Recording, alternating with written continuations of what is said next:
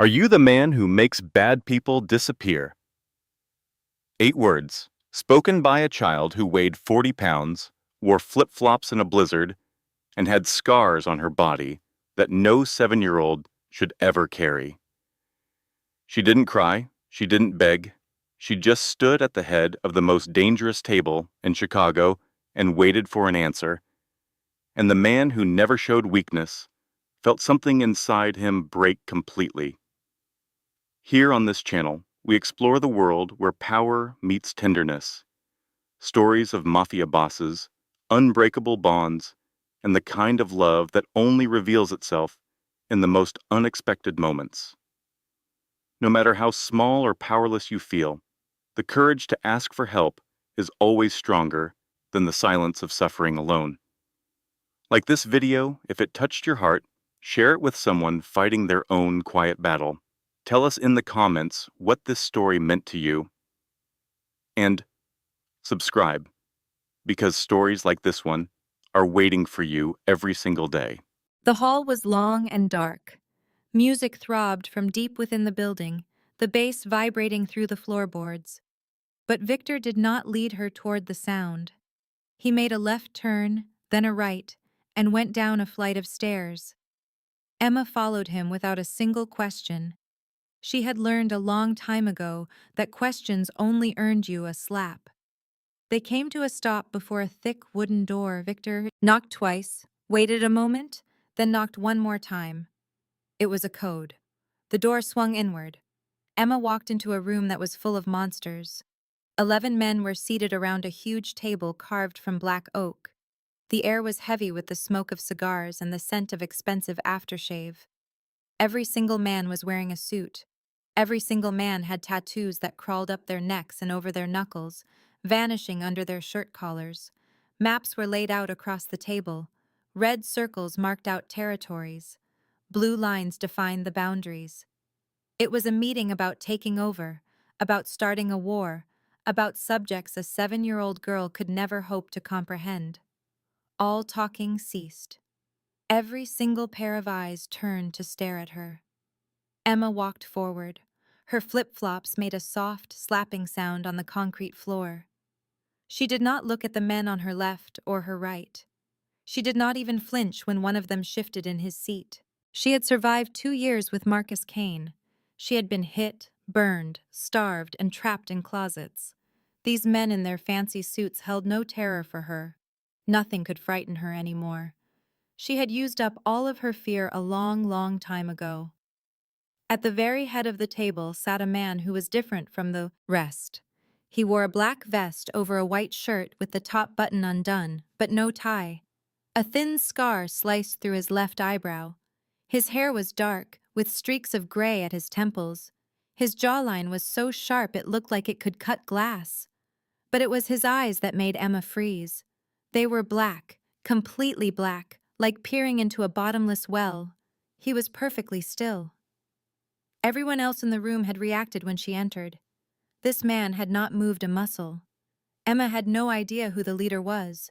She could not decipher the pecking order of criminals, but she did understand one simple rule. The person with the most power always sits at the head of the table. She stopped right in front of him. "Are you the one who makes bad people go away?" Her voice was raspy and dry. She had not had a drink of water in 2 days. The words felt like sandpaper scraping her throat. A young man at the other end of the table chuckled. Victor's head snapped in his direction. A single glare, that was all it took. The laughter stopped immediately. Dominic Vasquez showed no reaction. He did not smile. He did not frown. He simply leaned forward in his chair and observed the little girl who stood before him. He noticed the burn mark on her arm. He noticed the bruises that looked like fingerprints encircling her throat. He saw the dried blood caked on her legs. He saw how her collarbones stuck out from beneath her paper-thin skin. But more than anything, he saw her eyes. They were green. They were beautiful. They were the kind of eyes that should have belonged to a little girl who played with dolls and believed in fairy tales. But instead, they were hollow and lifeless. They were the eyes of someone who had already given up on the world. Something deep inside Dominic's chest fractured. A memory broke through the surface. A girl with dark hair and a smile missing a tooth. 8 years old, her face lit up by the sun. Isabella. His sister's face appeared over the face of this broken child. Dominic lifted one hand in a simple gesture. Every man in the room got to his feet, the sound of chairs scraping on concrete. Without speaking, they all filed out. The door shut behind them with a heavy sound. Now only 3 people were left. Dominic, Victor, and Emma. There was only silence. Dominic looked at this girl. His voice was low and quiet. It was the voice of a man who never had to raise it. Which bad people? Emma lifted both of her hands. She took the collar of her baggy shirt and tugged it down, showing him her shoulders, her chest, and her back. Scars, bruises, burns, welts, old injuries, layered on top of new ones. It was a roadmap of pain drawn across the body of a child who weighed less than 40 pounds. She looked straight into his black eyes. All of them. Dominic stayed motionless for a long time. He gazed at the scars that covered Emma's tiny body, and something ancient and terrifying began to stir behind his eyes. Victor. It was just one word. That was all he ever needed. Victor was already taking out his phone. Get Dr. Chen, now. He stepped into the hallway to place the call. The door closed, leaving Dominic alone with the child. Emma pulled her shirt back into place. She just stood there in the center of the room, waiting. She did not try to sit down. Nobody had given her permission to sit. What is your name? Emma. Emma what? I do not know. Marcus never told me my last name. Dominic's jaw clenched. Who is Marcus? He lives with my mom. He is not my dad. My real dad left when I was a baby. How old are you? I think I am 7, or maybe 8. I do not know when my birthday is. The questions kept coming. Dominic asked them gently, one by one, and Emma answered. Not with any emotion, not with any tears. She just stated the facts of her existence, like she was reading a shopping list. She began delivering, maybe longer. I had no idea where I was supposed to go. That's when I recalled Marcus telling me about you. A heavy silence settled over the room. Emma stared at Dominic. Her green eyes were empty of hope or expectation, showing only a sharp, pragmatic appraisal of her situation. I can be a worker for you, she offered. I am very good at making deliveries. I'm never caught. The police never bother little kids. I can make myself useful. All I need is a place where Marcus can never find me. Dominic found himself unable to reply. His throat felt tight, as if it had closed up completely. He had given orders that ended lives without so much as a blink. He had seen men plead for their lives and felt absolutely nothing. Yet this child, standing right in front of him, offering to run drugs for him just to feel safe, had shattered something inside of him. The silence stretched for 10 long seconds. Victor remained by the door. He had taken the lives of 47 people. He had questioned men until they begged him to end them. He had never averted his gaze from anything in his life. But he turned away now. Emma looked from one man to the other. She couldn't grasp their strange reactions. She didn't get why the large man with the scar had turned to face the wall. She had no idea why the man sitting at the table seemed unable to speak. Did I say something I was not supposed to? Dominic managed to push the words out. No, you did not. So, will you give me your help? She weighs 40 pounds. That is what a 4-year-old weighs. A slight tremor ran through Dr. Chen's hand. I cannot comprehend how she is still living. I cannot fathom how she is even on her feet. How she managed to walk in here and talk in full sentences is beyond me. Dominic just gazed through the glass at Emma, who was sitting without moving an inch, on a chair, just waiting. What does she need from us? Everything, Dr. Chen replied, her voice strained. She needs absolutely everything. Dr. Sarah Chen remained in the hallway next to Dominic, gripping her medical bag. Her tone was measured and clinical, but you could feel the professional composure starting to crack. 3 broken ribs, from a long time ago. They were never set, so they mended wrong. It hurts her with every deep breath she takes. She has been living with that pain for months, possibly even years. Dominic remained silent, his jaw clenched so hard the muscles in his neck stood out like ropes. A second-degree burn on her left forearm, a perfect circle, the size of a cigarette end. I found at least 4 others on her back, all at different points in the healing process. Dr. Chen's voice dropped lower with every terrible detail. She is severely malnourished. Her vitamin D levels are so low her bones are actually becoming soft. My guess is she has not seen proper sunlight for more than a year. Someone kept her locked away from the world. She took a breath. The next part was clearly difficult to say. There is also evidence of attempted sexual violence. It was not successful, but the bruises show there were many tries. She fought back. And every single time, she fought back. Dominic's nails bit into his own palms, piercing the skin. He did not even notice. She weighs 40 pounds, Dr. Chen stated. A typical 7-year-old weighs somewhere between 45 and 60 pounds. She is the size of a 4-year-old. Starvation has stopped her from growing. Dominic looked through the window at Emma, sitting by herself in the room. She was motionless. Her hands were clasped in her lap, her posture was ramrod straight, and her gaze was locked on the opposite wall. She waited with the learned stillness of an abused animal ordered to stay. Dr. Chen's eyes followed his. When I asked about her last meal, she could not recall. She guessed it might have been 2 days ago, something she scavenged from a trash can. A heavy silence fell between them. She has no idea when her birthday is, Dr. Chen added gently. She does not know her last name. She does not even know her own age. She had to ask me. For the first time, the doctor faltered, her control finally shattering.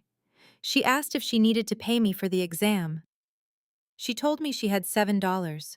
She took it from Marcus's wallet before she escaped. Dominic shut his eyes. $7. A little girl who had only ever known cruelty believed that even basic care came at a cost, because for her, it always had. He pivoted, away from the window, pulling out his phone. The first call went to Marco, his tech expert. Marcus Kane. I want everything. His address, his record, his friends, his daily habits. You have 20 minutes. The second call was to his mother, Elena. Get the safe room at the shelter ready. We have a child, 7 years old, with extreme trauma. She is going to need constant supervision. The third call was to the club's kitchen. Soup. Something simple and warm. Bring it to the back office, immediately. He ended the calls and went back into the room. Emma's head snapped up as he came in. Her gaze followed him with the intense focus of a cornered animal watching a hunter, constantly alert, always mapping out a way to flee. Are you sending me back to him? No. Do I have to work for you? No. Then why are you being nice to me? Dominic had no response for her. At least not one he could say out loud. He could not articulate it for a child whose entire life had been devoid of compassion. Just then, the food was delivered. It was a small bowl of hot chicken soup, simple and easy on the stomach. Emma eyed it with suspicion, as if it could be poisoned. It is okay to eat, Dominic told her gently. She lifted the spoon with a hand that trembled just a little. She took one small sip, and then a second one. She ate with a deliberate slowness, not out of politeness but because her system was no longer used to regular meals. She paused after eating about half of the soup. Do I owe you for this? A sharp pain went through Dominic's chest. No. But what if Marcus comes for me? He will be mad. He will hurt you for helping me.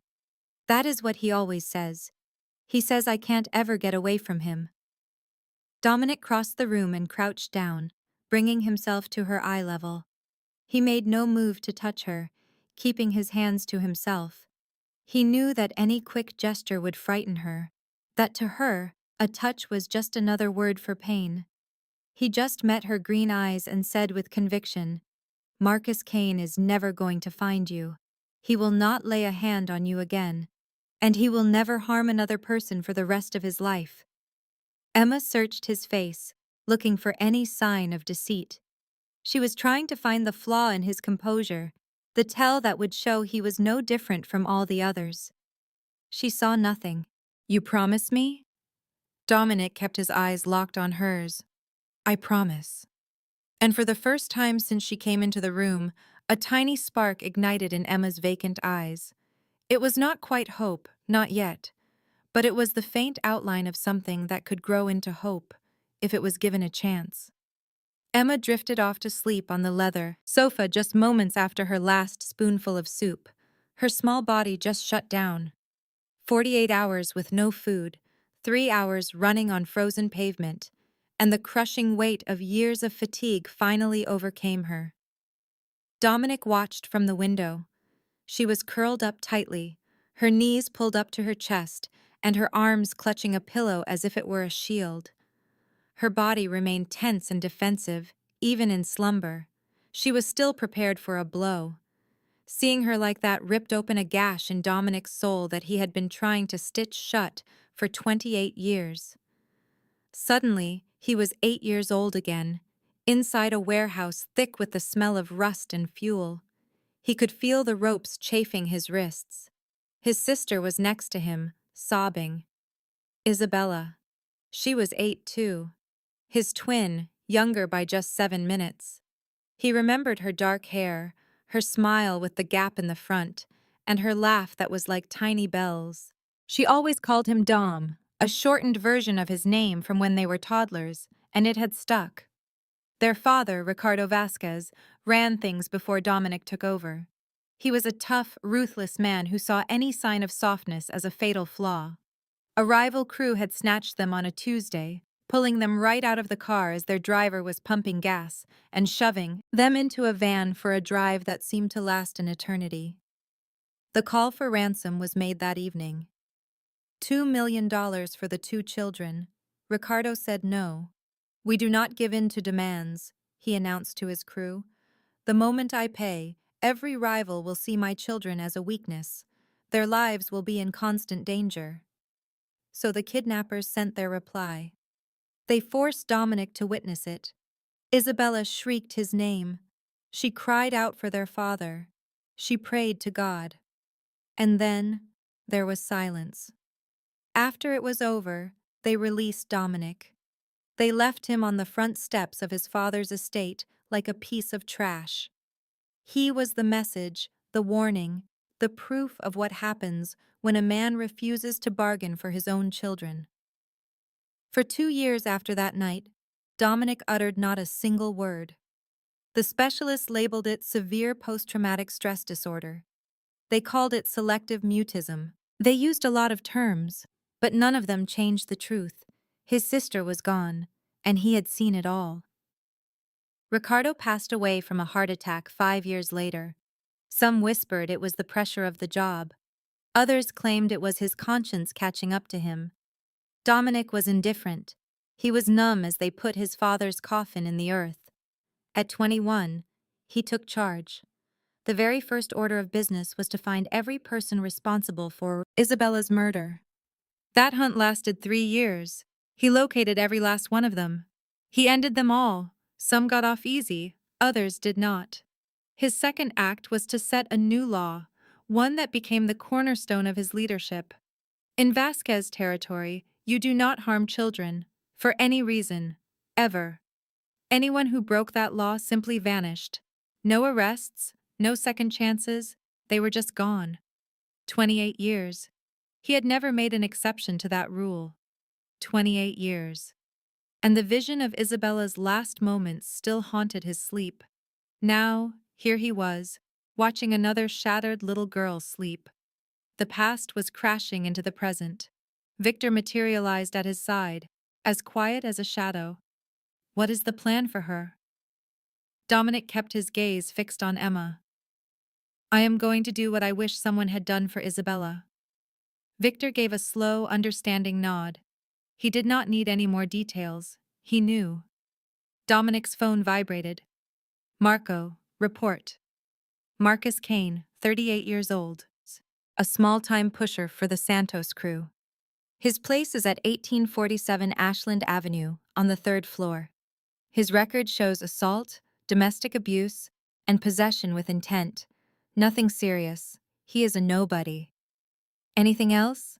He is desperately trying to find her, making phone calls non-stop. The streets is that she is aware of too much. She witnessed things that she was never meant to see. She overheard names she should not have heard. Dominic's hand clenched tighter around his phone. Which names?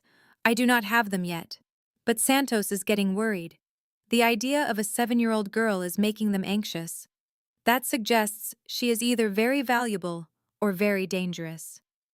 Or possibly she is both. Dominic glanced over at Emma, who was still sound asleep, gripping the pillow as if it were a lifeline. Discover what she is aware of, and then locate Marcus Kane. He ended the call. Victor observed him with a watchful eye.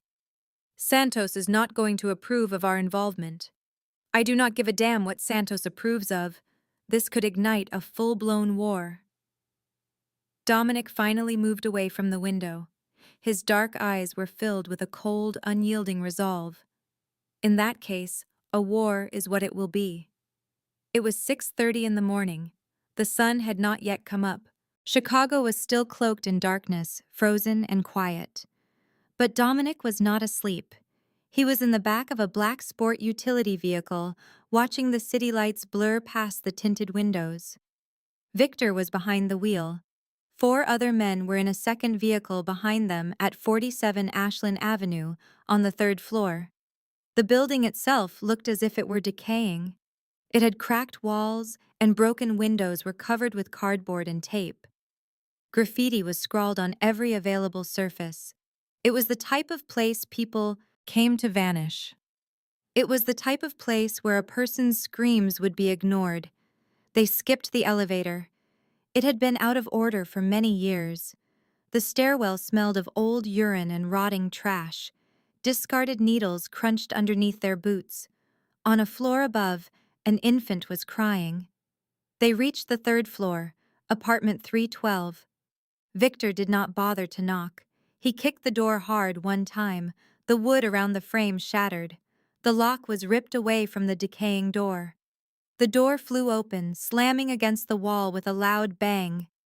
They entered quickly, weapons raised, their eyes sweeping every part of the room. The apartment was tiny. A single room acted as the kitchen, the living area, and the bedroom. The bathroom did not have a door. Garbage was everywhere. There were empty bottles, burnt spoons, and needles littered across the floor like dry leaves. Marcus Kane was not there, but there was someone else. A woman was lying on a mattress in the corner of the room. There were no sheets or blankets, just a stained, bare mattress shoved against the wall. She was trembling, but not from being scared. It was from withdrawal. Lily Sullivan was 26 years old. She looked closer to 40. Her cheekbones were sharp under her thin, pale skin. Her eyes were so sunken they seemed like dark holes. Needle marks ran up and down both of her arms. They were ugly red lines that crisscrossed from her wrists all the way to her elbows. She had on a tank top and underwear, and that was it. The shirt hung loosely on her thin body, like a flag on a day with no wind. When 5 men with guns burst into her home, she did not let out a scream. She did not try to run. She hardly even moved. She was so far into her withdrawal that she couldn't even feel scared. Marcus was the one who sent you. Her voice was scratchy, like a whisper. It was the voice of a person whose throat was ruined from years of smoking and yelling and being quiet. You can tell him I will have his money very soon. The girl is going to come back. She always does. Dominic stayed in the doorway, observing her. This was the mother of Emma. This empty shell of a person was the one who had brought that child into the world. She was the one who was supposed to keep her safe. Instead, she had traded her to other people for money to buy drugs. How much money? Lily blinked slowly. Her eyes were having trouble focusing. What? How much money did you get for your own daughter? I did not sell her. Lily started scratching her arms. Her fingernails carved red lines into her scarred skin. It was not selling her. It was more like renting her out. It was only for a little while. She always comes back to me. She is a very good girl. She understands that she has to be quiet. Dominic felt his focus sharpen on her. His hands balled up into, told him to walk across that room and put an end to this woman's meaningless life. Victor placed a hand on his shoulder. It was firm and grounding. She is not worth it, Victor said in a low voice. She is not worth getting on your hands. Dominic took one deep breath, then another.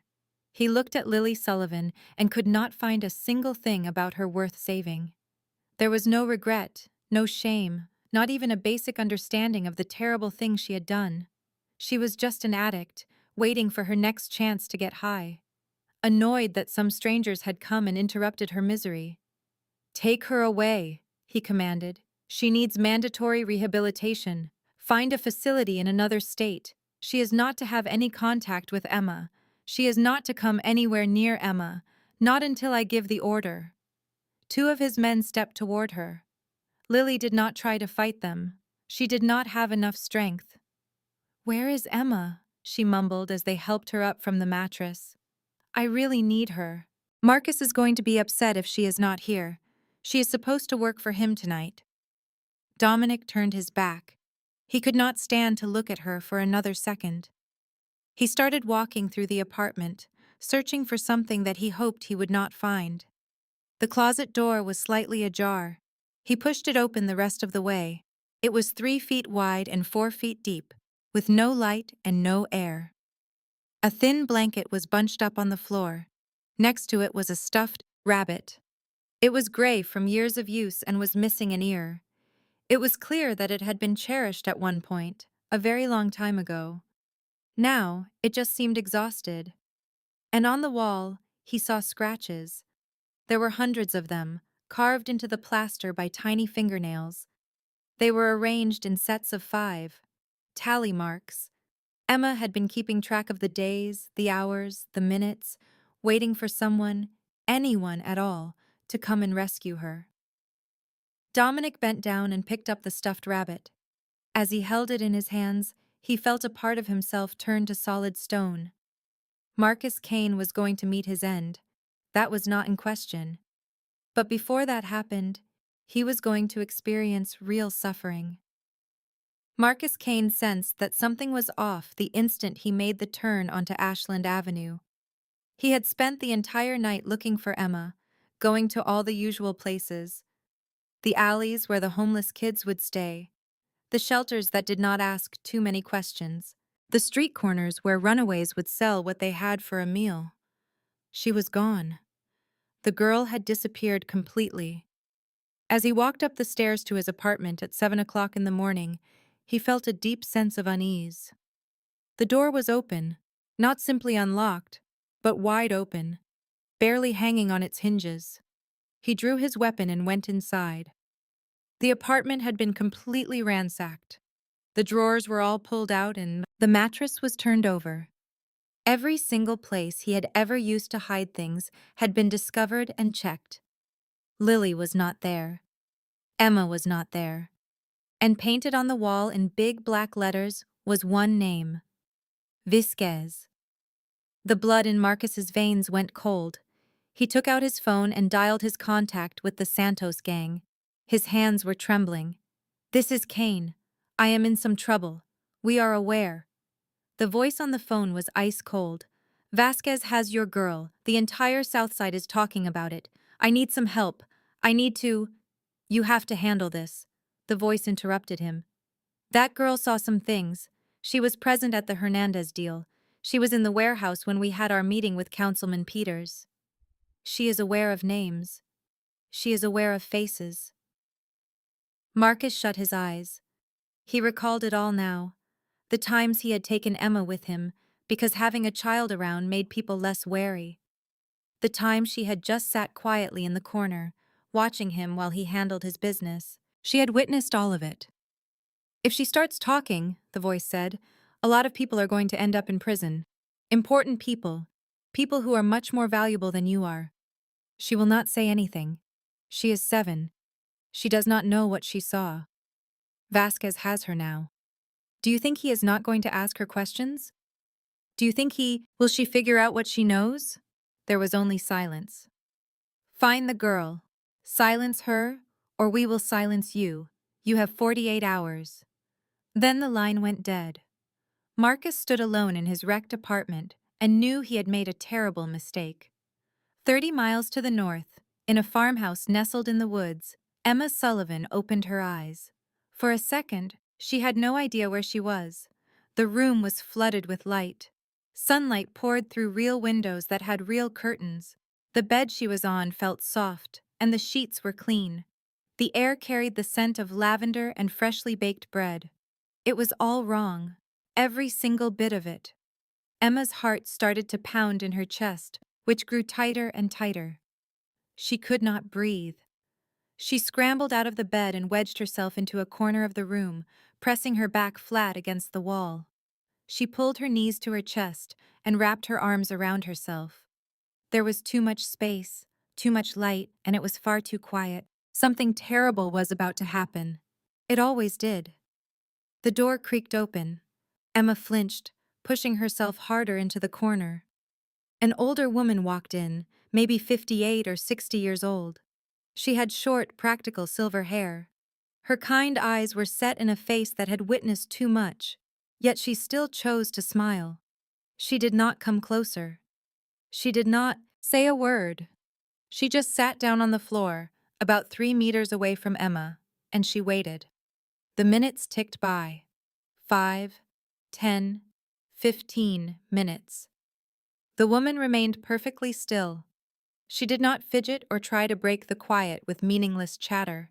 She just sat there, as patient as a stone.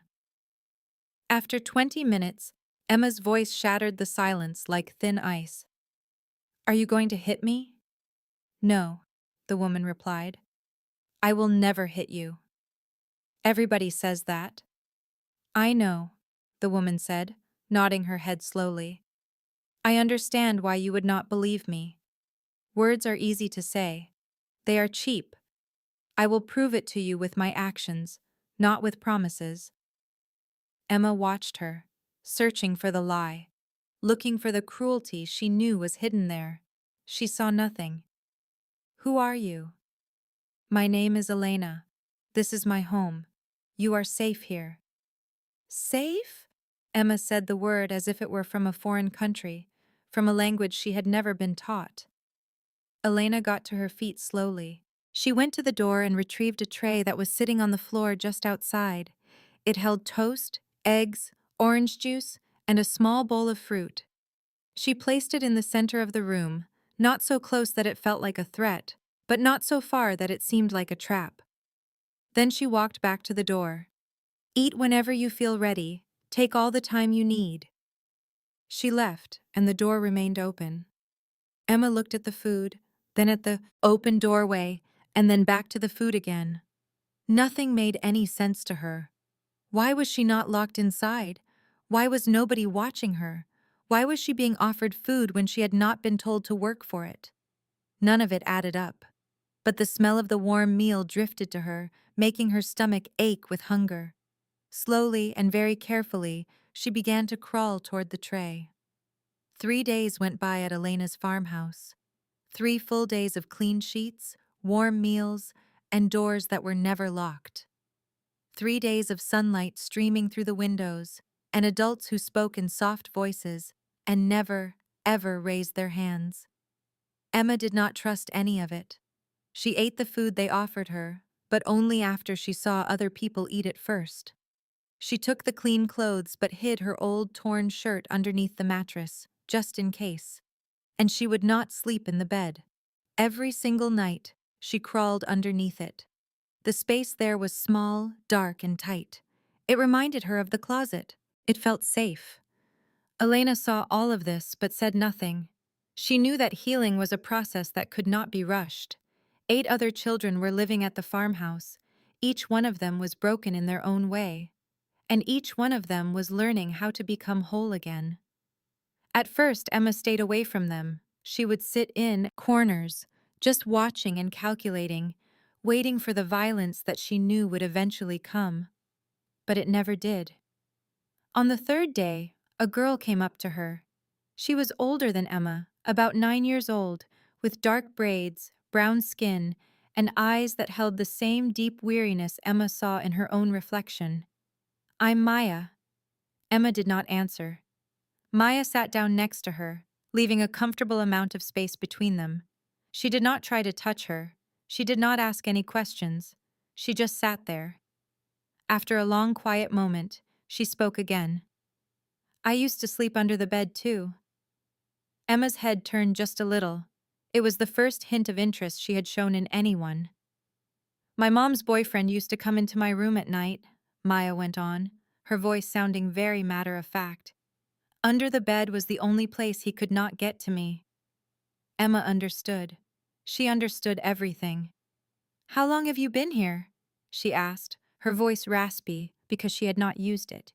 "2 years. Elena found me when I was 7, just like you." "Do you have to work?" Maya looked confused. "Work to stay here? Do you have to deliver things, or do things for people?" The question just hung there in the air like a cloud of poison. Maya shook her head slowly. "No, we do not have to do anything like that. We just live here. That is all." "That does not make any sense." "I know. It did not make sense to me at first either." Emma hugged her knees even tighter to her chest. "Then why does she keep us? What does she get out of it?" Maya considered this for a second. Then she said something that broke open a place deep inside of Emma's heart. "Elena says that taking care of children is its own reward. She says we do not owe her anything except to get better." Emma just stared at her. "Here is what I have learned," Maya continued. "In this place, we get 3 meals every single day. Nobody hits us. Nobody touches us in the night. Nobody locks us in closets." She took a breath. "And we are allowed to cry. When things hurt, we can cry, and nobody ever punishes us for it." That night, Emma crawled under her bed just like she always did. But this time, Maya crawled under there with her. They lay next to each other in the dark, their shoulders almost touching. "I have not cried in 2 years," Emma whispered. "Marcus broke my finger the last time I cried. He said that crying was for weak people." "Marcus is not here anymore." "I know. So you can cry now if you want to." Emma lay perfectly still for a long moment. Then, her body started to tremble. It was not from the cold, but from something much deeper inside. The tears started slow at first, then came faster, and then poured out all at once. She cried for the closet, for the burns on her skin, for the mother who had sold her, and for every single night she had spent hungry and scared and all alone. She cried for every time she had wished she could just disappear.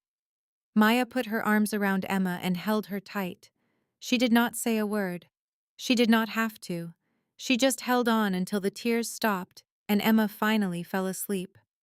The next afternoon, Dominic came to the house. He stood outside Emma's room, peeking through the small crack in the door. She was sitting at a little table with crayons spread out in front of her, trying to draw something on a piece of paper. She had never held crayons before. She did not know how to draw, but she was trying. Elena came up beside him. "She asked about you." Dominic turned to her. "What?" "She calls you the man who makes bad people disappear. She wanted to know where you had gone." Dominic was silent. "She does not know your name," Elena added softly. "You never told her." He looked back through the door. Emma was focused on her drawing, with the tip of her tongue sticking out just a little, the way kids do when they are concentrating. He pushed the door open and walked inside. Emma looked up. For a second, neither of them said anything. Then, something changed in her green eyes. Something that had been gone for a long time flickered back to life. It was not trust, not quite yet, but it was the very first tiny spark of hope. Dominic did not get close right away. He remembered how his mother had approached Emma, with distance, with patience, and without crowding or overwhelming her. He sat down on the floor, about 2 meters away from the small table where Emma was working on her drawing. He was close enough to talk, but far enough away that he was not a threat. Emma watched him get settled. Her body had tensed up when he first came in, a reaction that was automatic, but she did not run to her corner. That was progress. "Did you make Marcus disappear yet?" Her question was direct and clinical, the way she always talked. "Not yet," Dominic answered, telling her the truth. "But I will." Emma thought about this. She looked down at her drawing, added a few more marks, and then looked up at him again. "What's your name?" "Dominic." She tried to say it. "Dominic." The sounds came out clumsy and stumbled over one another. She frowned. "Dominique." A tiny twitch appeared at the corner of Dominic's mouth. It was the ghost of a smile. He had not smiled in years. He had not even felt the desire to. "It is a hard name," he confessed. "Some people just call me Dom." Dom. Emma tried out the word. It was short and simple and easy to remember. "I like that better." "Then you can call me Dom." She nodded, looking satisfied, and went back to her drawing. A quiet fell over the room, but it was not an awkward one. It was the kind of quiet that exists between two people who do not need to fill every moment with words. After a couple of minutes, Emma held up her paper. "I made this." Dominic leaned forward a little to get a better look. The drawing was rough, full of messy lines and strange shapes. Emma had never used crayons before coming to this place. She did not know how to create pictures, but the image was still clear enough. There were two figures. One was tall, drawn with a black crayon, and one was small, drawn in yellow. The small figure was standing behind the tall one, hiding there, being protected. "This is you," Emma said, pointing to the tall figure. "This is me." Dominic took the paper from her gently, as if it were made of delicate glass. He stared at it for a long, long time. Something broke open inside his chest, but it was not the sharp, painful break of loss. It was something different, something that felt like warmth seeping into frozen earth. 28 years ago, he had watched his sister die. 28 years of guilt and rage and a deep, hollow emptiness. And now, a 7-year-old girl with green eyes and her drawing of him, a protector for her broken spirit, touched him deeply. "This is beautiful," he said, his voice husky with emotion. Emma tilted her head, searching his face. "You are not lying." He shook his head. "I never lie to children. Marcus was a liar, but I am not him." Emma continued to study him, her gaze intense, always looking for any hint of deceit. When she found none, Dominic's phone buzzed in his pocket. He pulled it out to see a text from Marco. It was urgent. "Call now." He got to his feet, making sure his movements were slow and deliberate. "I have to take care of something, but I will be back." A flicker of fear crossed Emma's eyes, but she quickly hid it. "Do you promise?" The question hung between them, heavy with meaning. Dominic looked at this little girl who had endured things that would shatter most adults.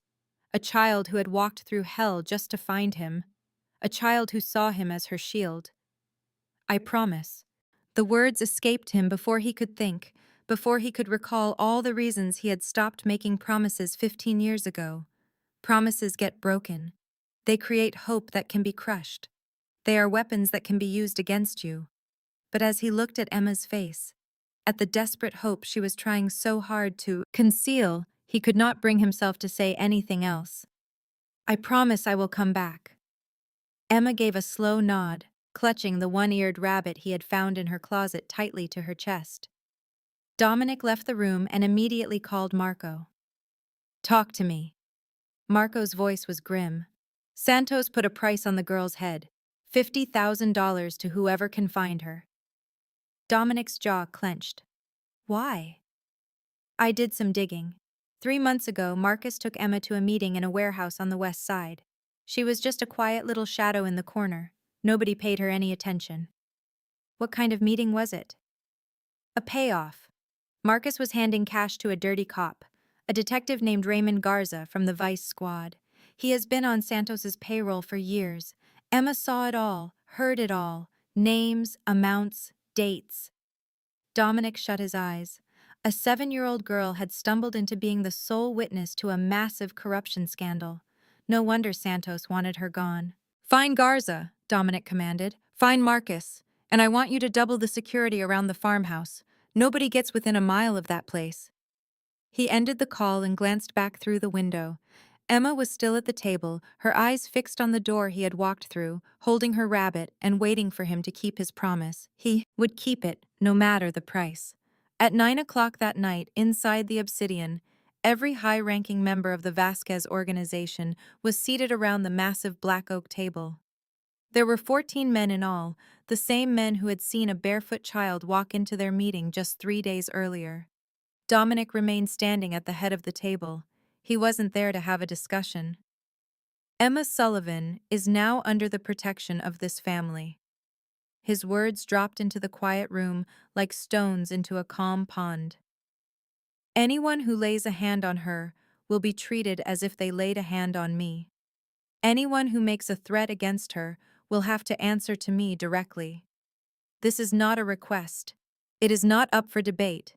It is now the law." There was complete silence. The men looked at one another. They had been loyal to Dominic for years. They knew his strict rules concerning children. They knew the story of Isabella. But this was something else entirely. This was picking a fight with Santos over a 7-year-old girl none of them had known existed just 3 days ago. After the meeting concluded, Victor found Dominic alone in his office. "You are starting a war with Santos over a child you have only known for 72 hours. Dominic poured whiskey into a glass but didn't drink, just held it.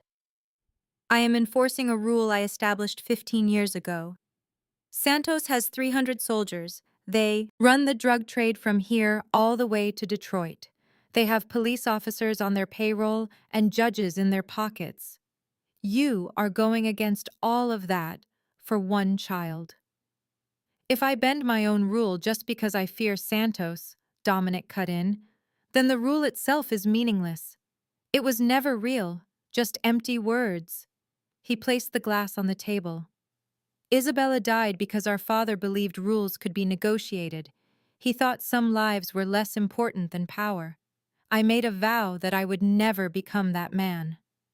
Victor observed his boss, his friend, the man who was like a brother to him. "I just needed to be sure you understood what this would cost." "I understand." Victor gave a single firm nod. "Then I am with you, all the way." 2 hours later, Dominic's car stopped in front of a warehouse on the west side of Chicago, deep in Santos territory. He entered the building alone. Carlos Elu Mendiz was at a table, flanked by 8 men with guns. He was 53 years old, built like a bull, with a silver beard and cold eyes that had seen men die without so much as a flinch. He cracked a smile when Dominic walked in. "Vasquez, in my territory, all by yourself. You have either lost your mind or you have gone soft." He leaned back. "I hear you are protecting some kid, causing trouble over a little girl. That is not the Dom I used to know." Dominic came to a halt 10 feet from the table. "Marcus Kane hurt a child in my city. He used her to run his drugs. He let other men pay for access to her. That breaks one of my rules. Your rules have no power over my people. They apply to every single person in Chicago." Mendes let out a laugh. "The girl has seen too much. She heard things, names. She is a loose end. She is 7 years old. She is a witness, and witnesses have a way of disappearing. You know how this game is played." Dominic's voice remained steady. It did not get louder. It did not shake. "You try to make her disappear." The air in the room grew cold. The smile on Mendy's face vanished. His guards shifted their weight, their hands inching closer to their weapons. "Is that a threat, Dom?" I am making a statement of fact. Emma Sullivan is mine now. If anyone from the Santos organization comes anywhere near her, I will burn your entire operation to the ground. Every warehouse, every stash house, every single soldier. I will not stop until nothing is left but smoldering ash. Mendes just stared at him. The silence stretched for 10 seconds, then 20. Both sides had their hands on their guns. Both sides were calculating the odds, figuring the cost, and measuring the other's resolve. Mendes saw something in Dominic's eyes that gave him pause. It was something absolute, something that could not be bought, threatened, or reasoned with. This was not about turf. This was not about money. This was personal. And when things got personal, men became unpredictable and very dangerous. Slowly, Mendes leaned back. He moved his hands away from his weapon. Marcus Kane is my issue. I will handle him. The girl is your issue. You keep her mouth shut. She will not say a word. And how can you be so sure of that? Dominic turned and walked toward the exit. Because there will not be anything left for her to talk about. He left without a single glance back. Behind him, Mendes followed him with narrowed eyes. That man is going to cause problems, one of his guards muttered. Mendes did not respond. He was already doing the math on what a war with Vasquez would cost him. For now, it was too much. But the girl remained a problem. And problems often had a way of taking care of themselves. At 3:12 in the morning, 5 days after the meeting with Mendez, Marcus Kane was crouched in the trees behind Elena's farmhouse, his eyes glued to the windows, waiting for any sign of movement. He did not trust Mendez. He did not trust anybody. The Santos boss had ordered him to lay low, to let things cool off, to be patient. Marcus was finished with being patient. That little girl had destroyed everything for him, his business, his name, his security. Each day she remained alive was another chance for her to talk.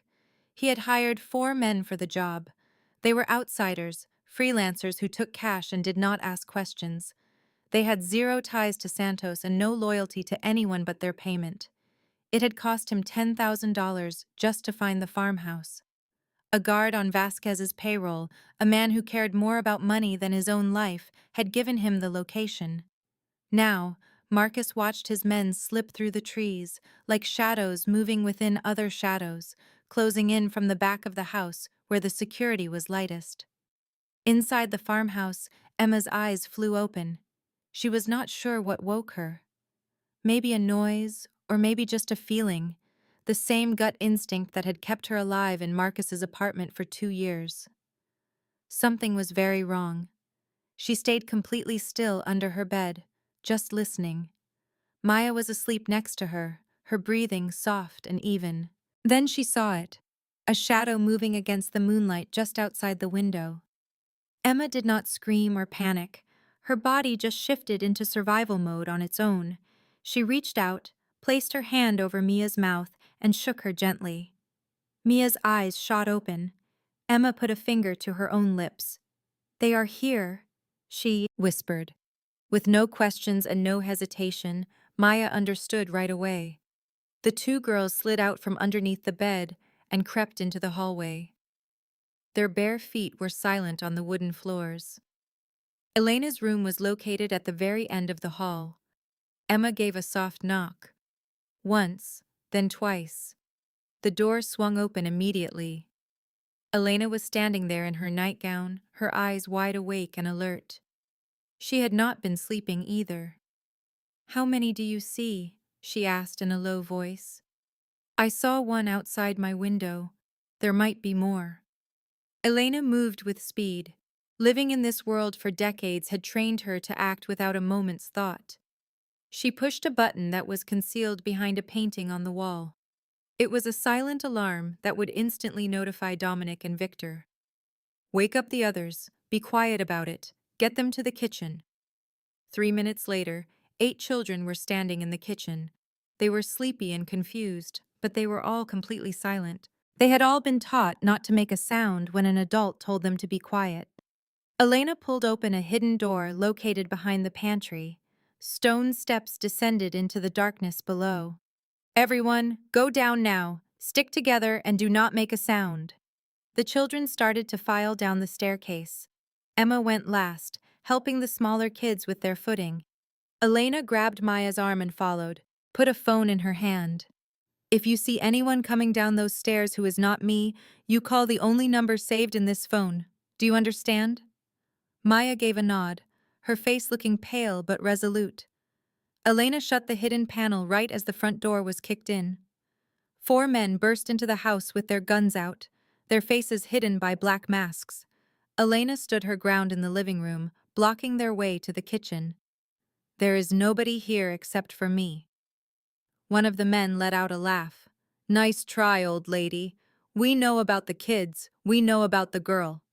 He hit her across the face with the back of his hand. Elena stumbled back against the wall but managed to stay on her feet. A trickle of blood ran from her lip. Search the entire place, the man commanded. Find her. They searched through the entire house, going through bedrooms, bathrooms, and closets. They discovered empty beds. They found toys and clothes and signs that children had been there, but they could not find any children. Then Marcus Kane came in through the broken doorway. He stared at Elena with cold, empty eyes. Where is Emma? She is gone. Far away from this place. You will never be able to find her. Marcus covered the distance between them in 3 quick steps. He grabbed Elena by her throat and pushed her hard against the wall. Do not lie to me, old woman. Where is she? In the basement. Emma heard Elena scream. Her eyes darted from Maya and the other children huddled in the dark to the phone in Maya's shaking hand. Victor was on his way. 8 minutes, maybe less. But 8 minutes was an eternity. Elena would not survive for 8 minutes. In that instant, Emma chose. She got to her feet and moved toward the stairs.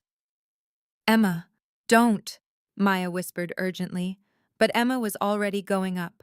She pushed the hidden door open and walked into the kitchen. From there, she entered the living room, where Marcus had Elena pinned to the wall with his hand wrapped around her neck. I'm here. Everyone's head snapped in her direction. Emma just stood there in her pajamas, looking small and frail, facing the man who had tormented her for 2 years. Let her go. It's me you want. Marcus shoved Elena aside and squared up to Emma, his eyes burning with a cold rage. For 2 years he had controlled this girl, used her, and she had fled to the one person in Chicago who could ruin everything for him. You have made a lot of problems for me, little girl. Emma remained in the doorway, her arms down, her chin held high. She did not flinch. She did not weep. All her tears had been used up long ago. I know. Marcus covered the distance between them in 3 long steps. His hand moved like a snake, snatching a handful of her hair and lifting her from the ground. Emma choked back a sound but refused to scream. You are coming home with me, Marcus snarled, his face just inches from hers. And this time, you will learn how to be quiet for good. Behind him, Elena struggled to her feet. One of the masked men drove his boot into her stomach. She folded in on herself, fighting for breath. Emma stared into the eyes of Marcus, the man who had seared her skin, denied her food, and locked her away, letting other people use her for cash. And for the first time ever in his presence, she felt something new. It was not fear, it was certainty. Dom will kill you. Marcus let out a harsh, ugly laugh. Vasquez? He doesn't give a damn about you. You are nobody, just some scrawny kid who moves his product. Why would the biggest boss in Chicago risk a thing for a piece of trash like you? Emma's voice was even and clear, like someone stating an undeniable fact. You know nothing about him. For a moment, something shifted in Marcus's eyes, a brief flicker of doubt. The girl's confidence did not fit the scene. It was not the reaction he expected from a terrified child. Before he could say another word, the night outside shattered. Gunshots tore through the air from automatic weapons, followed by screams and the sounds of men falling. Victor had arrived just 6 minutes after the silent alarm tripped, a feat that seemed almost impossible. He had ignored every traffic rule in Chicago to get there. His team descended on the farmhouse like a storm. The four hired thugs were neutralized in seconds. They were prepared for an old woman and children, not for trained soldiers. Marcus lurched toward the back exit, pulling Emma with him as a human shield, his only means of escape. Victor materialized in the hallway, weapon raised, his face an unreadable mask of stone. He had a perfect shot at Marcus's head, but Emma was directly in his line of fire. Marcus kept her in front of him, one arm choking her as he retreated. "Stay back!" Marcus yelled, "or I'll break her neck!" Victor remained still. His gun did not waver. His gaze followed every move Marcus made. Emma's eyes found Victor's. They locked. And in that split second, Emma saw everything. She saw the geometry of the standoff. She saw that Victor could not take the shot. She saw that Marcus was going to get away with her unless she acted. She was 7 years old, and she was analyzing the situation like a trained professional. She knew what she had to do. 2 years of surviving violence had taught her. She used the only weapon she had ever truly owned: her teeth. Emma twisted her head and clamped down on Marcus's arm with all the force her small body could generate. She bit down until the taste of blood filled her mouth, until she felt the tissue give way. Marcus howled in pain, his grip slackening for just a fraction of a second. A fraction of a second was all she needed. Emma launched herself to the side, tumbling to the floor and scrambling away. Victor fired a single shot. The bullet hit Marcus in the shoulder, spinning him around and sending him to his knees. His weapon slid across the floorboards. Victor advanced, his own weapon still aimed, and loomed over the bleeding man. "My boss will handle your fate." Marcus looked up, clutching his wounded shoulder as blood streamed through his fingers. "She's just a child. Why does Vasquez even care about some worthless child?" Victor's expression remained unchanged. "You could never understand." Over by the wall, Emma hugged her knees to her chest. Her body began to tremble. The surge of adrenaline was wearing off, replaced by the crushing reality of what almost happened. For the first time all night, she was shaking. But she was alive, and Marcus was never going to hurt her again. Dominic's car flew through the night at 100 miles per hour. He had been 20 minutes away when the alarm went off. 20 minutes that had stretched into 20 years. Victor's voice had been calm and level over the phone. "We have her. She's safe. Marcus is in our hands." Safe. She was safe. But Dominic did not ease up on the gas until he skidded into the farmhouse driveway and saw the bright lights and his men posted at every door. He stepped through the ruined front entrance. The living room was destroyed. There was broken furniture, blood on the floor, and bullet holes stitching the walls, all evidence of the violence that had almost taken another child. He found Emma in the kitchen. She was curled in a corner, knees drawn up, with her arms wrapped tightly around herself. Elena was next to her, an arm draped over Emma's shoulders. A dark bruise was forming on Elena's cheek, and dried blood stained her lip. They were both bruised and battered, but they were both alive. Dominic walked across the room and knelt before Emma. "I am sorry." The words caught in his throat. "I am sorry I was not here sooner." Emma looked up at him, her green eyes seeming huge in her small, pale face. She watched him with her usual intensity, scanning for any hint of a lie or a trick. She saw nothing but sincerity. Suddenly, she threw herself at him, wrapping her arms around his neck. The force of it almost sent Dominic toppling over.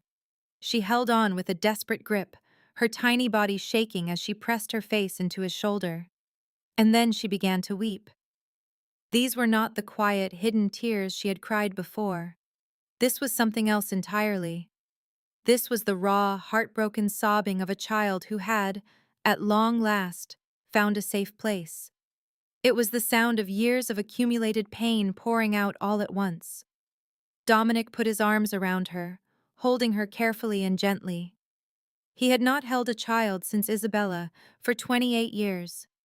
He had avoided it on purpose, finding the memory of his loss too painful to bear. But as he held Emma, he felt a change deep inside him. A part of him that had been frozen solid for almost 3 decades started to melt. You came, Emma cried into his shoulder. You actually came. I made a promise. Nobody ever keeps their promises. I do. He held her until her sobs quieted, until her breathing evened out, until she finally drifted off to sleep in his arms, completely and utterly spent. Then he brought her into a bedroom, placed her gently on a clean bed, and pulled a warm blanket over her. For a long time, he just stood there, watching her sleep. Then, he left to handle Marcus Kane. The warehouse was deserted and empty, the ideal place for a conversation that no one would ever hear. Marcus was tied to a chair, his shoulder poorly bandaged, and his face was pale from losing so much blood. Two of Dominic's men stood guard, but he waved them off. He needed to be alone for this. He dragged a chair over and sat directly in front of Marcus, so close he could see the terror in his eyes. Do you have any idea who Isabella Vasquez was? Marcus just shook his head. His teeth chattered from the cold, from fear, and from the certainty that he wasn't leaving this room alive. She was my sister, Dominic said in a low voice. My twin. She was 8 years old when they took her life. They forced me to watch. They used her like a tool, like leverage, like something to be thrown away when it was no longer useful. He leaned in closer. You did the exact same thing to Emma. You treated a child like she was a piece of property. You sold her, scarred her, and shattered her spirit. You thought she was nothing because she was small and helpless. Marcus tried to get a word out. I had no idea she had a connection to you. I swear. It wouldn't have made a difference, Dominic cut him off. Every child has a connection to me. Every single child in this city is under my protection. That's the promise I made after Isabella died. A promise you just broke. He got to his feet. My sister never received justice. No one was ever punished for what they did. Our father allowed her killers to go free because a war would have been too costly. Dominic drew his firearm. I am not my father. A single shot. It was clean and final. Marcus Kane's body slumped forward, gone before he could even process what happened. Dominic holstered his gun and stepped out of the warehouse into the cold, crisp night air. He called Victor. It's finished. Clean everything up and be sure Santos gets the message. What message is that? Dominic gazed up at the stars. That no one touches my children. Ever. A week after the assault, the farmhouse was empty. Dominic had relocated everyone to a new place, a property that couldn't be found on any map.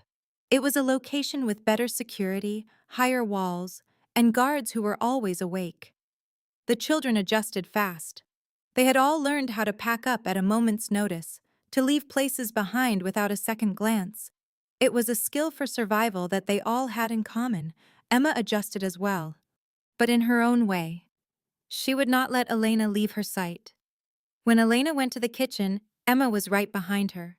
When Elena walked in the garden, Emma would be at the window, watching her every move.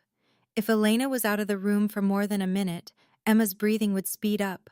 Her eyes would dart toward the door, and she couldn't calm down until the older woman came back.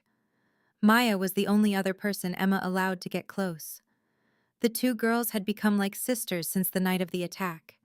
They stayed in the same room, ate every meal together, and spoke in a secret language of looks and small gestures that only survivors could comprehend. Dr. Sarah Chen started visiting every other day. She worked with Emma slowly and with great care, earning her trust one session after another. After observing her for 2 weeks, she presented Dominic with her findings: complex post-traumatic stress disorder, attachment issues, and cognitive delays from a total lack of schooling. She is 7 years old, but emotionally she bounces between being a traumatized toddler and a 40-year-old war veteran. There is no in-between. Dominic listened without a word. The good news, Dr. Chen went on, is that she is incredibly resilient. With steady care, therapy, and a stable environment, she has a chance to heal. But this will take years, maybe even decades, and there can't be any more setbacks. No more setbacks. Dominic would guarantee it. 3 weeks after the attack, Lily Sullivan asked for a meeting.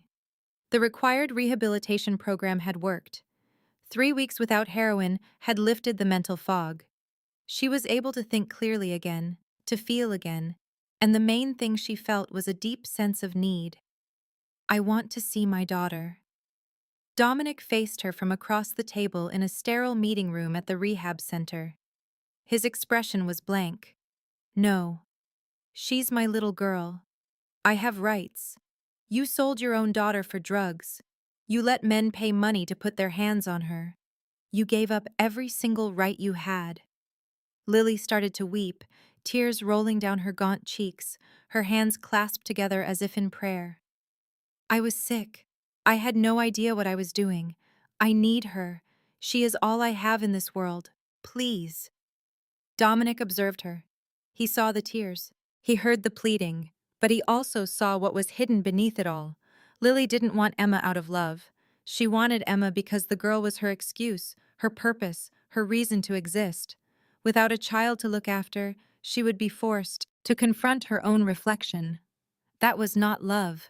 It was desperation disguised as affection. My mother will talk to you. He stood up and walked out of the room. Elena came in and took his seat. She offered no words of comfort. She did not soften her message. Do you have any idea where Emma slept for 2 years? Lily shook her head. In a closet, 3 feet wide. No windows, no blanket, only a thin sheet she had pulled from a garbage can. Lily's face fell. Do you know the last time she was in a school? No reply. She was 5 years old. She cannot read. She cannot write her own name. She does not know when her birthday is. She doesn't even know her full name. Elena leaned forward. Do you know the last time someone told her they loved her? The silence was heavy and crushing. Emma will not see you until you can prove that you have earned the right to be in her life. That could take years. It could take an eternity. That is not my choice or my son's to make. That will be Emma's choice to make when she is old enough. Lily just sobbed. What am I supposed to do? Get well. Not for Emma. Do it for yourself. Because you owe that to the person you were before the drugs consumed you. 2 days later, Lily was moved to a long-term treatment facility in a different state, a long way from Chicago, and a long way from Emma. She left without ever seeing her daughter, and Emma never brought her up, not even one time. She never asked where her mother was, never asked if she was still alive, and never asked if she would return. It was as though Lily Sullivan had never even been real. And that silence, that total lack of interest in the woman who gave birth to her, was the most devastating thing of all. 2 months went by. The seasons began to change. Winter's tight hold on Chicago finally started to loosen. Snow turned to mud, which then hardened into firm ground. The sunlight lingered a little longer each day, and Emma started to change too. It began with learning to read. A private tutor named Mrs. Patterson came 3 times a week. She was a patient woman who was an expert in working with traumatized children. She never pushed. She never applied pressure. She would just sit beside Emma and introduce her to the alphabet, one letter at a time. Emma's mind, finally free from the constant burden of survival, turned out to be incredibly thirsty for knowledge. She soaked up information the way dry earth soaks up a spring rain. Letters turned into sounds. Sounds turned into words. Words began to have meaning. 6 weeks into her lessons, she read her very first word out loud. Safe. She looked up at Mrs. Patterson. What does that mean? It means you are protected. It means no one is allowed to harm you. It means you no longer have to be afraid. Emma just stared at the word on the page for a very long time. I never knew that word before. Mrs. Patterson said nothing. There was nothing that could be said. This was a child who had never learned the word safe because she had never once felt it. Every weekend, Dominic would come for a visit. He would show up on Saturday afternoon, and would not leave until Sunday evening. He never gave long speeches. He never tried to break the silence with meaningless conversation. He simply shared the same space with Emma, allowing her to get used to having him around. They fell into a routine. Dominic would bring a new book, something easy at first, like picture books, and then they moved on to stories with more words. He would sit on the sofa while Emma sat on the floor not far away, listening to him read. One Saturday, she did something new. Instead of sitting on the floor, she walked right up to the couch and paused. "Can I sit next to you?" Dominic looked at her, at this tiny girl who had spent years sleeping in closets and dark corners, a girl who flinched at any sudden movement and trusted absolutely no one. Yes. She climbed onto the couch and sat down beside him, not touching, with a careful space between them. But they were on the same level, as equals. Dominic opened the book and started to read. He did not smile, but something in his expression changed. Something inside him softened. Victor stood in the doorway, watching the scene. He noticed the change in his boss. The ice finally melting, the walls starting to come down. He turned and quietly walked away. Some moments are too personal to be witnessed. Small changes started to add up. Emma began calling Elena grandma instead of the lady or she. The word was hesitant when she first said it, as if she was testing it, expecting to be corrected. Elena just smiled and said, "Yes, my dear." The drawing Emma had made during her first week, the simple picture of a tall person and a small person, was now kept under her pillow. She would check on it every single night before she went to sleep. Maya and Emma had become sisters in all the ways that truly count. They shared a room because they wanted to. They would whisper their secrets to each other in the dark. They taught one another things that no child should ever have to understand, and they healed side by side. Then, the legal issue came up. Lily Sullivan's rights as a parent had been taken away by the court. The evidence against her was impossible to ignore. Neglect, abuse, endangerment, and using a minor in drug trafficking. Emma was in need of a legal guardian. It was over Sunday dinner that Elena dropped the question. After Emma was safely tucked in bed, she said, "I want to formally adopt her." Dominic placed his fork on his plate. "You would be a wonderful mother for her." "That is not what I asked," she replied. "That little girl needs a stable life. You can give her that." Elena leaned forward, her hand covering her son's. "Dominic, I am not debating who is the better caretaker. I am asking you if you want to be a father in this girl's life." He didn't have an immediate answer. His mind raced to Isabella, to the vow he whispered over her grave, and to the strict rules he had created that nearly plunged his world into war. He pictured Emma, with her startling green eyes and her quiet bravery, the girl who had sketched him as her guardian. Then he considered his future, a future he had always pictured as empty, cold, and solitary. "I have no idea how to be a father. No one ever does until they become one." Dominic glanced up the stairs, toward the room where Emma was sound asleep. "But what if I let her down?" Elena gave his hand a reassuring squeeze. "And what if you are the one thing she needs?" Dominic left his mother's house that night without giving her an answer. The drive back into the city was silent, his mind turning that single question over and over like a heavy stone he could not set aside. 3 days went by. He commanded his entire operation. He led critical meetings. He made choices that shaped the lives of hundreds of people. Yet, beneath every negotiation, every order, and every conversation, that one question lingered. "Do you want to be a father in this girl's life?" He was sitting by himself in his office at the Obsidian, just staring at a blank wall. His kind of life was no place for a child. He was a dangerous man, a man on the wrong side of the law, who had ordered men to their deaths and watched them go without so much as a flinch. His hands were soaked in a kind of red that never comes out. He had powerful enemies who would not hesitate to use anyone he cared about to get to him. He knew exactly what happens when powerful men allow themselves to have a weakness. He had seen it firsthand. It was the very reason Isabella had died. How could he possibly drag an innocent child into his world of darkness? How could he ever promise Emma that she would be safe when safety was a luxury he himself could never truly have? And then, a memory surfaced. He saw Isabella's face, her smile with a missing tooth, and heard her calling him Dom because his full name was too much for her to say. He recalled the solemn promise he made at her graveside, that no child would ever be harmed in his territory again, and that he would be the protector his own father never was. And then he thought of Emma.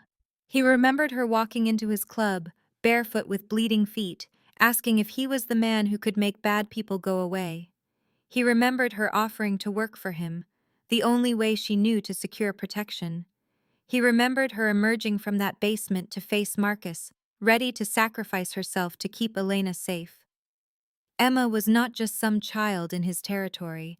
She had found her way into his heart, and that realization shifted everything. On the fourth day, Dominic drove back to the safe house. He saw Emma in the garden, perched on a wooden bench, mesmerized by butterflies flitting among the spring blossoms. Mia was standing guard nearby, but Dominic asked if he could have a moment alone with Emma.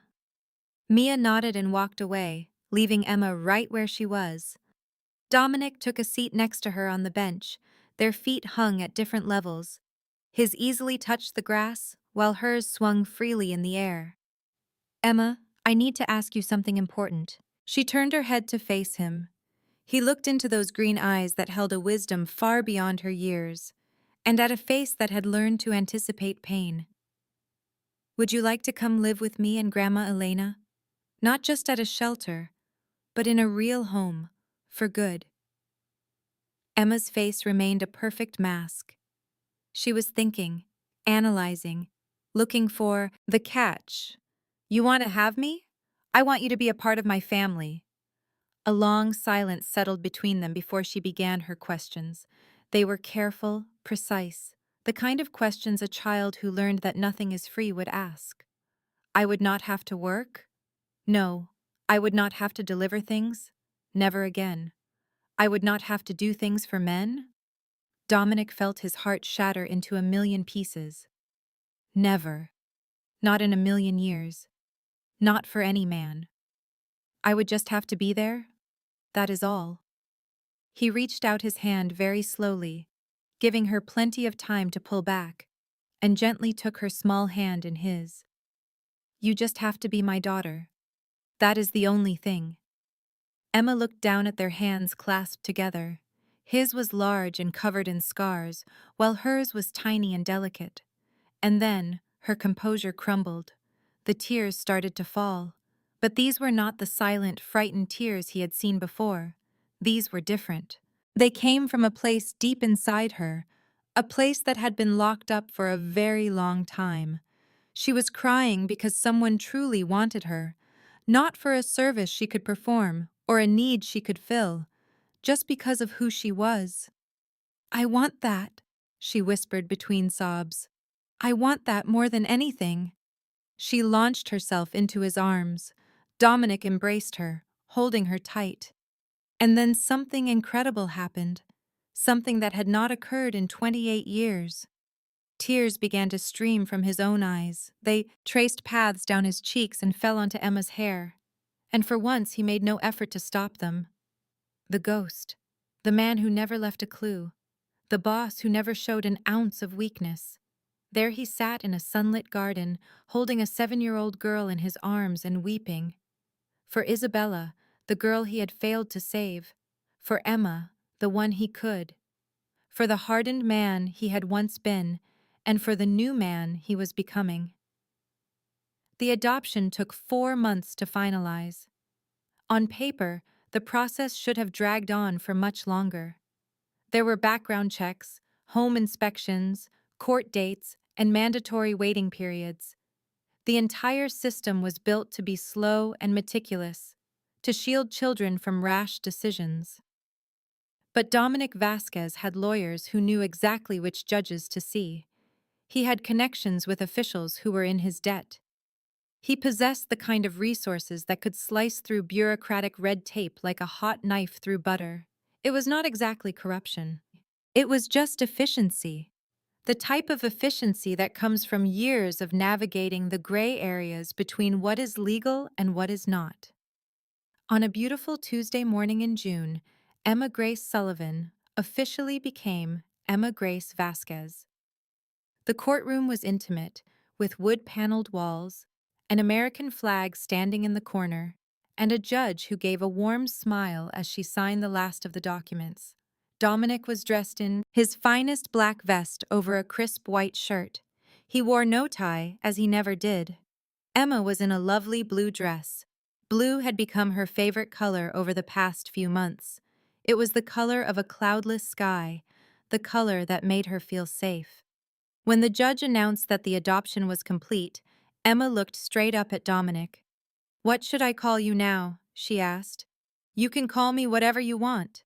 She considered this seriously, her forehead wrinkling in concentration, the same way it did when she was trying to sound out a difficult word. "Can I call you Dad?" The air caught in Dominic's throat. It had been 28 years since he last imagined someone calling him that. 28 years had passed since Isabella was gone, and he had resolved to never have children, to never risk loving something that could be so easily taken from him. He found himself unable to speak. He could only nod. A genuine smile spread across Emma's face, the kind that lit up her eyes and changed her entire expression. "Okay, Dad." Standing behind them, Elena quietly dabbed at the tears on her cheeks. Victor stood near the door with his arms crossed, his face an unreadable mask, but his eyes were shining with emotion. Life fell into a new, comfortable rhythm. Emma moved into Elena's house for good. It was far more secure than any place Dominic owned, much quieter, and a better environment for a child. But Dominic was there every day, without fail. He would show up in the afternoon and stay all the way through dinner. He helped her with her homework. He read her stories at bedtime. He started learning skills he never thought he would need. Elena showed him how to braid hair. It took him a full 2 weeks to get the hang of a simple braid. His large, calloused hands felt awkward and clumsy with the fine strands. Emma would sit perfectly still while he practiced, never once complaining when he pulled a little too hard or had to start over for the 5th time. Emma, in turn, taught him how to make pancakes. He burned 4 entire batches before they managed to create something they could actually eat. The kitchen filled with so much smoke that the fire alarm went off twice, forcing Elena to open every single window. But Emma laughed through the whole disaster. Dominic thought it was the most beautiful sound he had ever heard. Maya was adopted as well. Elena insisted that the 2 girls should not be separated. They had discovered each other in a time of darkness, and now they would grow up together in the light. The first time Emma called Dominic Dad in front of another person, it was Victor. They were all in the living room when Victor arrived to give a report. Emma came bolting down the stairs, waving a sheet of paper. "Dad! Dad, look at my spelling test! I got a perfect score!" She threw herself at Dominic, who caught her with ease. Victor was frozen in the doorway. "Dad." The words seemed to hang suspended in the room. Dominic looked over at his most trusted man, his oldest friend, and he saw a crack form in that tough, stoic exterior. Victor turned on his heel and walked out without saying a thing. Elena found him a little later, sitting on the front porch and just staring into space. "Are you okay?" "I have known that man for 20 years," Victor said in a low voice. "I have never once seen him look happy, not a single time. Not until she came along." 1 year after the adoption, Emma ran home waving another test. This one was for reading. A perfect score. She had been the student who read the slowest in her class when she first started. She was the little girl who did not even know her alphabet, the child who had never even held a book. Now, she was at the top of her class. She burst through the front door, the paper clutched tightly in her hand, and found Dominic in the living room. "Dad, I did it!" I can read anything now. She jumped into his open arms. Dominic held her close and looked down at the test paper. It was covered in red check marks, a perfect score, and a shiny gold star sticker. He folded it neatly and tucked it into his wallet. He knew he would carry it with him for the rest of his days. 3 years went by. Emma turned 10. She was now in the fourth grade, not just keeping up with the other kids, but often outperforming them. She had friends, she had a family. She finally had the life that a 7-year-old girl who had stared into the abyss could never have dreamed of. And then, Lily Sullivan reappeared. A letter came by way of Dominic's attorneys. It was formal, polite, and every word was carefully chosen. Lily had been sober for 2 years. She had finished her rehabilitation program. She had started a new life in a different state, and now she wanted to see her daughter. Dominic's immediate reaction was to say no. He crushed the letter into a ball in his fist and hurled it across his office. They had spent 3 years healing, 3 years making progress, 3 years watching Emma slowly learn how to smile, laugh, and trust again. He would not allow that woman to tear it all down. But Dr. Chen advised him against it.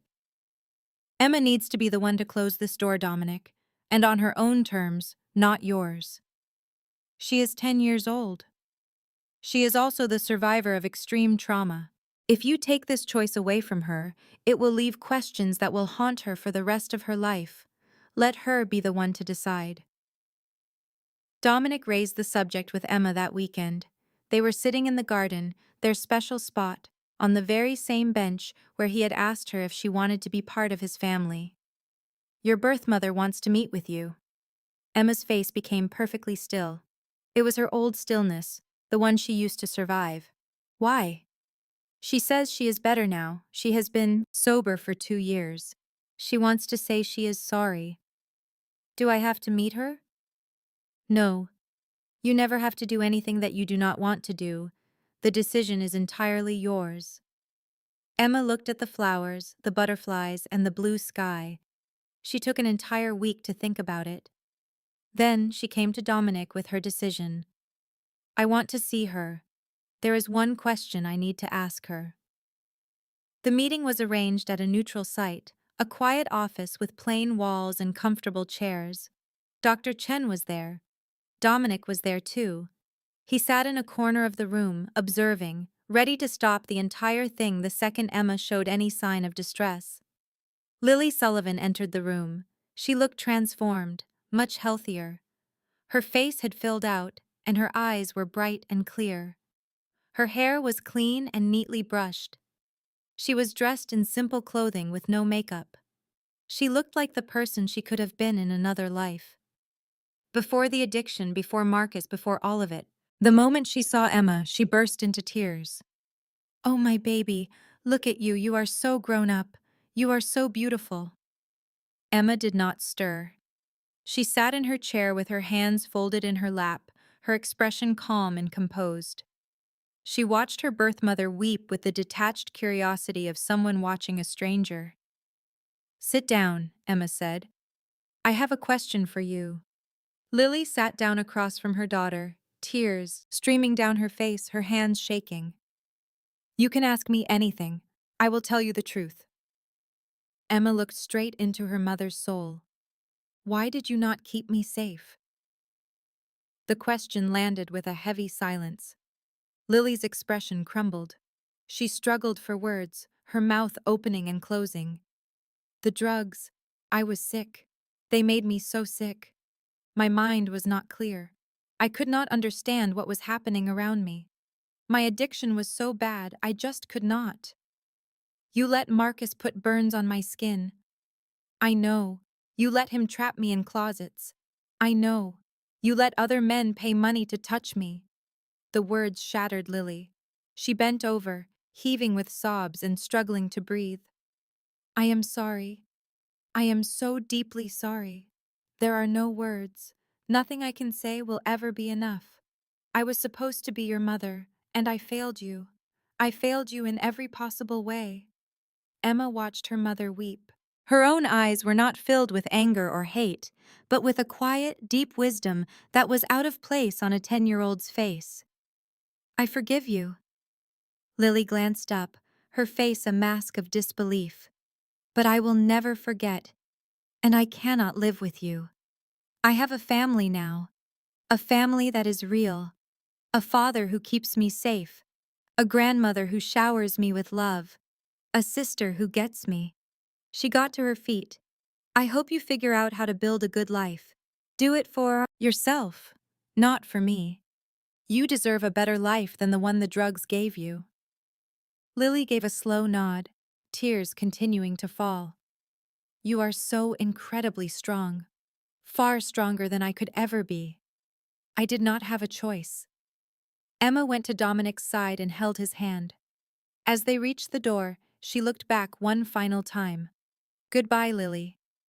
She did not say Mom, she did not say Mother. She said Lily, the name of a woman she once knew, who had given birth to her.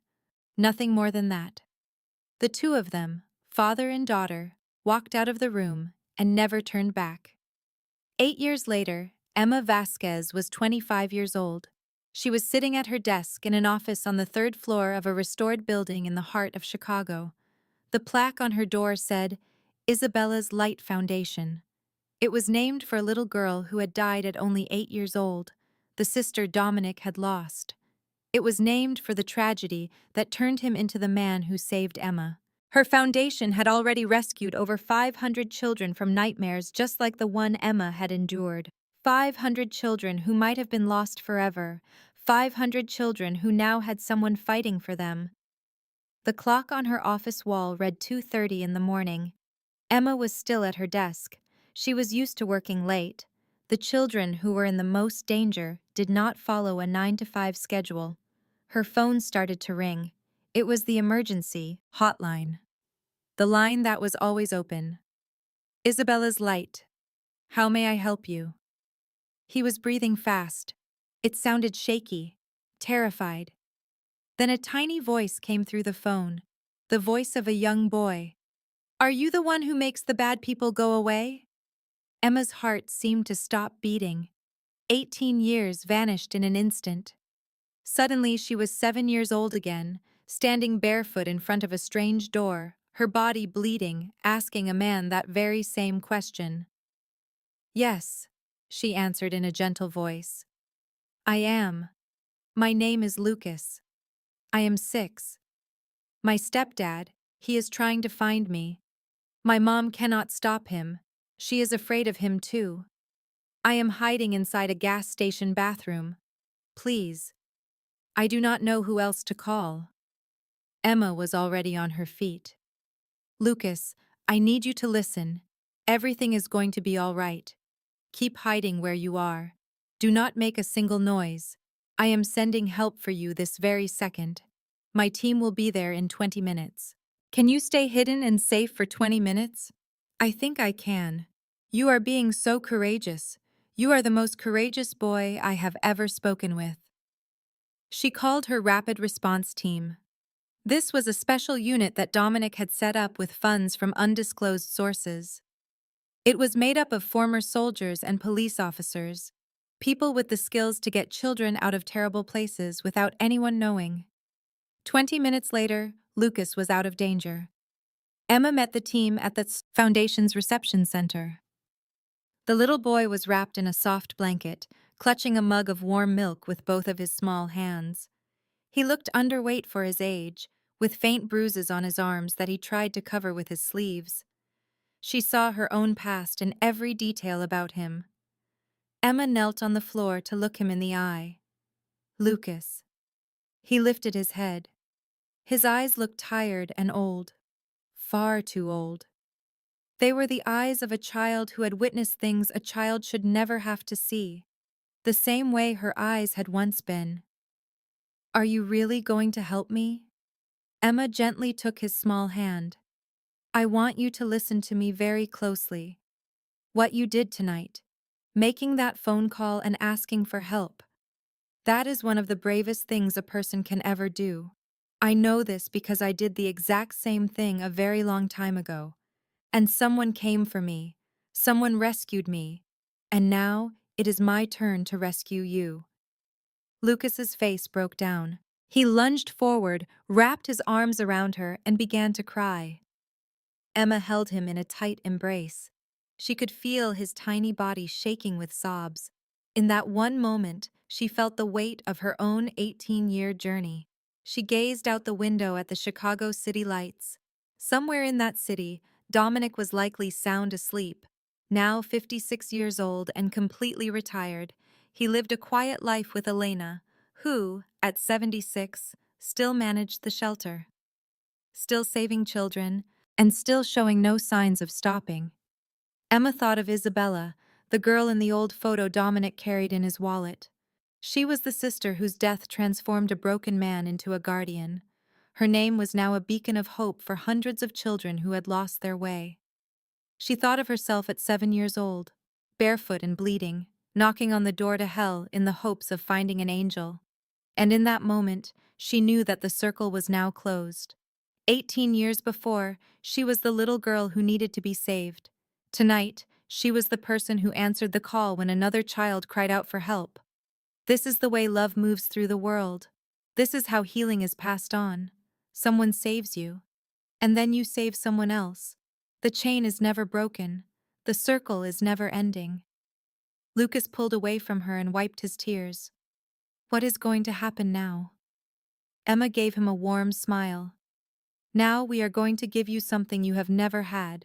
A safe home, a real family, and the opportunity to just be a kid. Is that even possible? I am living proof that it is. She stood up and took his hand, and together they walked into the light. 18 years ago, I was a forgotten child, lost in the darkness, desperate for someone who would fight for me. Today, I am the one who fights, because that is the nature of love. Someone rescues you, and one day you rescue someone else.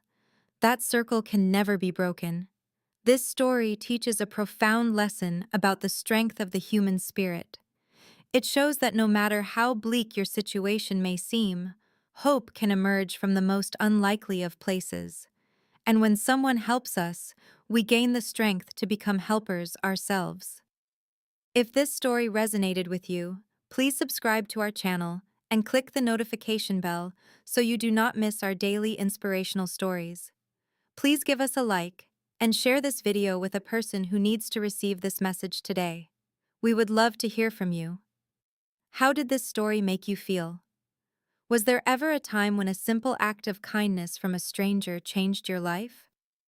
We invite you to share your experiences in the comment section below. We read each and every one, and your stories give us the inspiration to continue making content that truly matters. Thank you for watching. Thank you for being a valued member of our community. We wish you good health, lasting happiness, and peace in your everyday life. May you always discover light even in the darkest of times, and find the courage to help others when they are in need. Goodbye for now, and we look forward to seeing you in our next video. Please take good care of yourselves and each. This content was carefully researched, developed, and manually edited by our team to deliver meaningful stories with valuable life lessons. Every narrative is crafted to entertain, inspire, and empower our audience. We believe that great stories can change lives, and we are committed to bringing you content that matters. Thank you for being part of our community.